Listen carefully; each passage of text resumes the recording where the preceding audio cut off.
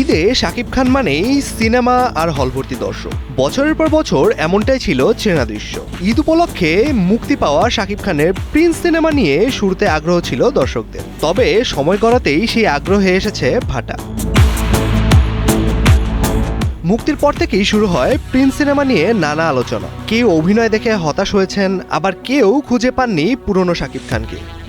তারপরেও প্রিয় নায়কের সিনেমা দেখতে হলে ছুটছেন দর্শকরা। ঈদের ষষ্ঠ দিনে সিঙ্গেল স্ক্রিনের দৃশ্যটা ছিল আরও শোচনীয়।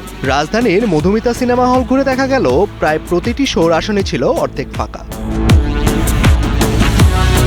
সিঙ্গেল স্ক্রিনগুলোতে দর্শক কমে যাওয়ার এই প্রবণতা নিয়ে আলোচনা চলছে চলচ্চিত্র অঙ্গন। বিশেষ করে বড় তারকার সিনেমাতেও এমন চিত্র প্রশ্ন তুলছে দর্শক টানার সক্ষমতা নিয়ে।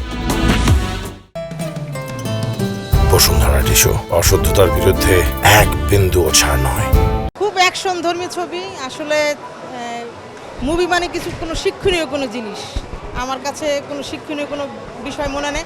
খালি খুন খারাপি, মারামারি, কাটাকাটি, এগুলি আসলে ছেলে মেয়েদেরকে নিয়ে দেখার মতো না।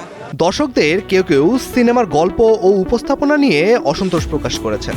তাদের মতে প্রত্যাশা অনুযায়ী বিনোদন দিতে পারেনি প্রিন্স।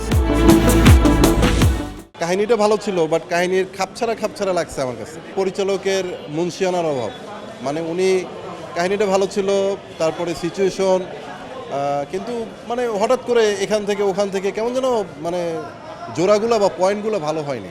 এই ছবিটা দেখে আমি প্রচণ্ডভাবে হতাশ। একটা সময় শাকিব খান মানেই ছিল জমজমাট আয়োজন। এবার ঈদে সেখানেই দর্শক শূন্যতা। আগামী ঈদেও নতুন সিনেমার প্রস্তুতি নিচ্ছেন শাকিব। এখন প্রশ্ন, সে সিনেমা কি পারবে ফিরিয়ে আনতে শাকিবের পুরনো জৌলুস? মেজবাউদ্দিন, কালের কণ্ঠ।